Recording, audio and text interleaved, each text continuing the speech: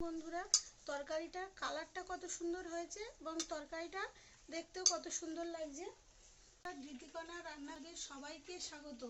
আজ আমি খুব সহজ পদ্ধতিতে এবং কম সময়ের মধ্যে কিভাবে কুমড়ো ডাঁটার রেসিপিটা করি সেটাই আপনাদের সাথে শেয়ার করব। এই পদ্ধতিটি জানার জন্য পুরো ভিডিওটি আপনাদের দেখার জন্য অনুরোধ রইল।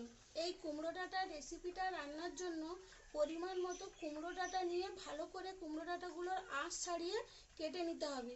আর একটা বড় সাইজের আলু ভালো করে পিস পিস করে কেটে নিতে হবে এবং একটি বেগুনও সাথে কেটে নিতে হবে। নিয়ে আনাজগুলো ভালো করে ধুয়ে নিতে হবে। তারপর কয়েকটা চিংড়ি মাছ নিয়ে ভালো করে খোসাগুলোকে ছাড়িয়ে পরিষ্কার জলে সুন্দর করে ধুয়ে নিতে হবে। গ্যাসটাকে ভালো করে জ্বালিয়ে নিয়ে মধ্যে বসিয়ে দিতে হবে। গরম হলে তারপরে ওর মধ্যে তেল দিয়ে দিতে হবে।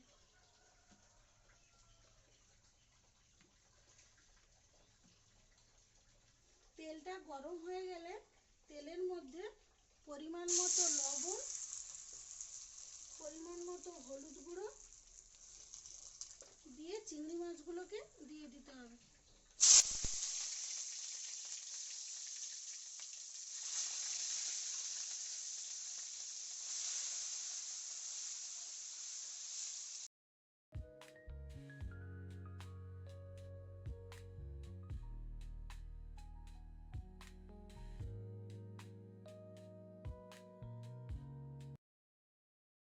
তেলের মধ্যে অল্প করে ফোড়ন,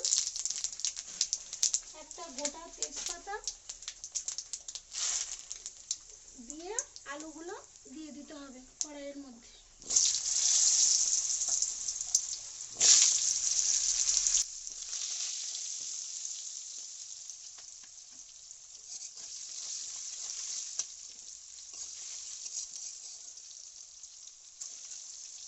একটু ভালোভাবে নাড়াচাড়া করে এই আলুর মধ্যে পরিমাণ মতো লবণ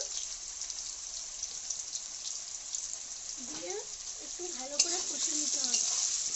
লবণটা একটু বেশি করে দিতে হবে যাতে ডাঁটাটা দেওয়ার পরে আর লবণ দিতে না হয়, কারণ ডাঁটার মধ্যে বেশি লবণ গেলে ডাঁটাটা আবার তিতো হয়ে যাবে।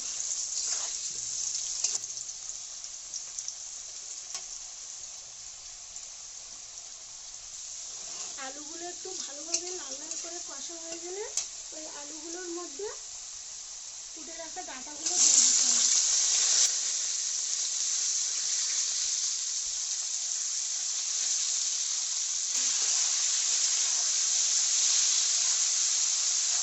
ডাঁটাটা দেওয়া হয়ে গেলে ভালো করে একটু নাড়িয়ে নিতে হবে।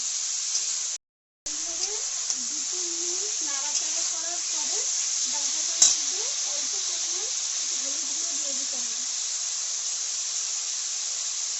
হলুদ গুঁড়োটা দেওয়ার পরে আবার একটু নাড়াচাড়া করতে হবে। ডাঁটাটা একটু নরম হয়ে গেলে, ডাঁটা এবং আলুটা আরেকটু সিদ্ধ হলে তারপরে একটু জল দেবে।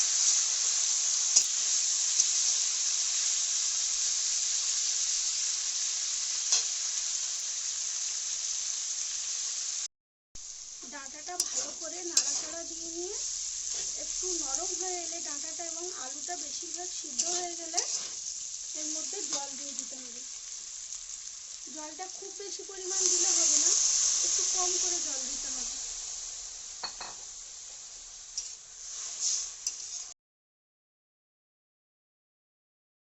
জলটা দেওয়ার পর একটু নাড়াচাড়া করে নিয়ে একটা ঢাকনা দিয়ে ঢাকা দিয়ে দিতে হবে যাতে একটু ভালো করে ডাঁটাগুলো সিদ্ধ হয়ে যায়। 2 মিনিট ঢাকিয়ে রাখার পর ঢাকনাটা খুলে দিতে হবে। ওই ফুটে ওঠা তরকারির উপরে বেগুনগুলো দিয়ে দিতে হবে।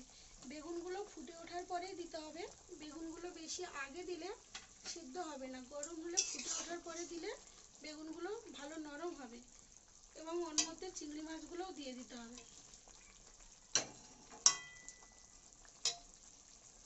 সবগুলো দিয়ে একটু নাড়াচাড়া করার পরে 1/2 চামচ লঙ্কা গুঁড়ো দিয়ে দিতে হবে এর মধ্যে। লঙ্কা গুঁড়োটা দিয়ে নাড়াচাড়া করে আবার এটা 5 মিনিটের মতো ঢাকিয়ে রাখতে হবে।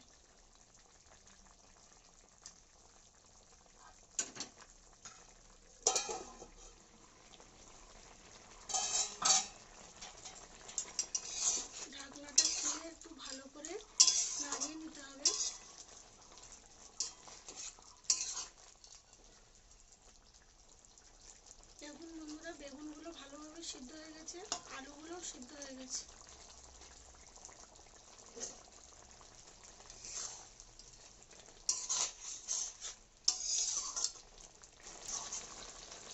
নাড়াচাড়া করে এর মধ্যে একটু জিরে মরিচ দিয়ে দিতে হবে। গুঁড়ো করে রাখা জিরে মরিচ 1 চামচ দিয়ে দিলাম। জিরে মরিচটা দিয়ে একটু নাড়াচাড়া করে কয়েকটা আলু ভেঙে দিতে হবে। দিলে ঝোলটা একটু গাঢ় মতো হবে, আরো সুন্দর লাগবে দেখতে তরকারি।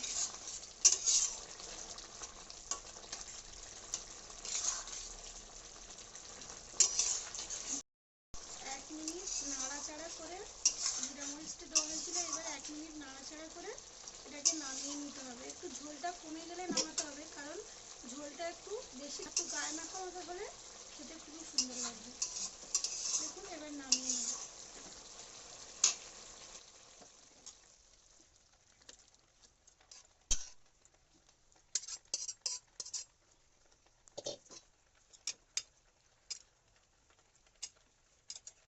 বন্ধুরা, তরকারিটার কালারটা কত সুন্দর হয়েছে এবং তরকারিটা দেখতেও কত সুন্দর লাগছে। রান্নাটি ভালো লাগলে অবশ্যই একটা লাইক করবেন এবং চ্যানেলটি সাবস্ক্রাইব করে পাশে থাকবেন। আজকের মতো ভিডিওটি এখানেই শেষ করছি। দেখা হবে পরবর্তী ভিডিও।